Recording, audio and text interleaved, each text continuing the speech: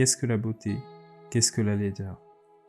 Du philosophe grec au youtubeur, de l'humaniste des Lumières à l'ivrogne du comptoir avoisinant, c'est une interrogation que chacun a un jour ou l'autre soulevée dans sa vie de manière plus ou moins péremptoire, plus ou moins étayée.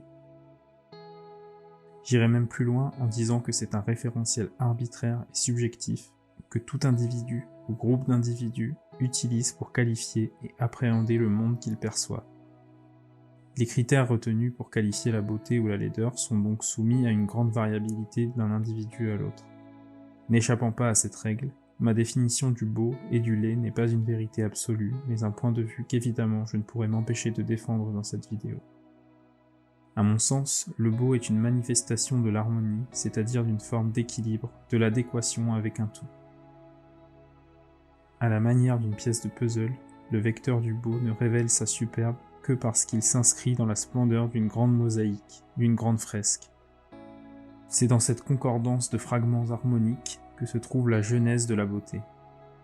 D'ailleurs, dans un contexte musical, c'est à cela que les notes se cantonnent. Être juste, en convenance avec les autres éléments pour sublimer leur raison d'être. Il y a donc une dimension transcendantale dans le beau, car pour sonner juste, il faut se mettre au service de plus grand que soi, quitte à ce que cette émanation supérieure nous paraisse imperceptible. C'est parce que l'orchestre se plie aux directives du chef d'orchestre que l'ensemble peut accoucher de merveilles. Être au service de l'harmonie, c'est donc savoir exprimer son potentiel tout en le soumettant aux limites, aux règles qui lui permettent d'exister. Ainsi, il est impératif pour le musicien d'orchestre de jouer selon la grille d'interprétation qu'est le solfège, pour espérer pouvoir se relier aux autres musiciens et s'inclure dans cette harmonie. S'affranchir de tous les codes nous coupe de la possibilité harmonique car elle nous empêche de nous relier à quoi que ce soit.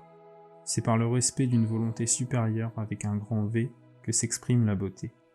Initialement, ce qui naît est conforme à ce qu'il doit être, c'est un échantillon parfait, un pur extrait de la volonté.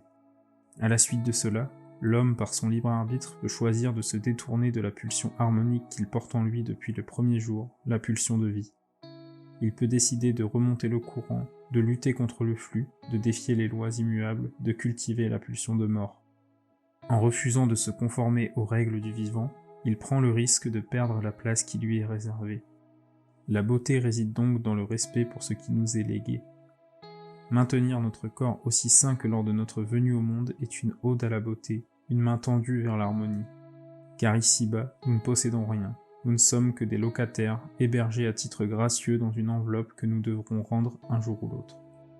Le grand chêne, reconnu pour sa magnificence, exprime son potentiel intrinsèque par l'adhésion naturelle et tacite aux lois qui le soumettent.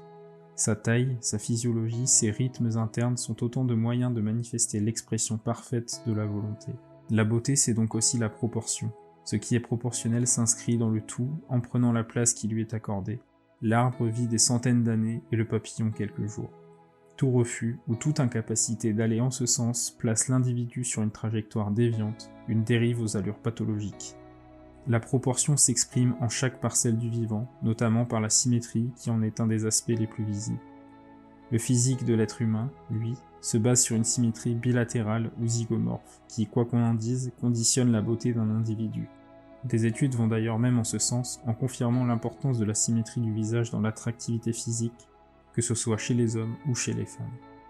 La symétrie et donc la proportion ont jusqu'à maintenant toujours été des références pour permettre à la beauté de s'incarner dans l'esthétique du monde humain. Il aura fallu attendre notre époque pour que les grandes constructions architecturales refusent la mesure et la proportion, au profit d'une asymétrie rebutante et foncièrement antinaturelle. Refuser la proportion, c'est donc la promesse d'un monde désenchanté, éminemment disharmonique. La démesure s'est imposée comme la nouvelle norme, la nouvelle muse d'une humanité difforme qui encense la monstruosité. À notre beauté immanente, nous avons préféré la laideur comme nouveau modèle, comme nouvelle étoile. Dans une apologie constante de l'inesthétique, nous célébrons une dissonance généralisée rendant impossible de sonner ensemble, de se relier, de se poster à la convergence des deux trajectoires du grand V de la volonté. Les corps malades et informes, autrefois rares, sont aujourd'hui dramatiquement banalisés, voire encouragés au nom d'une liberté exacerbée. Les ambitions humaines et les moyens mis en œuvre pour les réaliser sont d'une envergure à la limite de l'entendement. Puisqu'elles supposent la mesure et la proportion, l'harmonie n'est plus désirable, car elle est considérée comme une oppression liberticide. Pensant pouvoir redéfinir les critères d'une beauté qui pourtant nous dépasse, nous avons décidé de nous affranchir de ce diktat qui n'en est pas un, lui préférant nos considérations arbitraires et nos normes sans substance. La laideur est un choix, la beauté un tropisme naturel inné qui ne demande qu'à être épousé. Cette semence qui ne rêve que de se déployer pour retrouver le grand diapason universel est déjà là, en sourdine. Il faut maintenant, simplement, la faire sonner à l'unisson.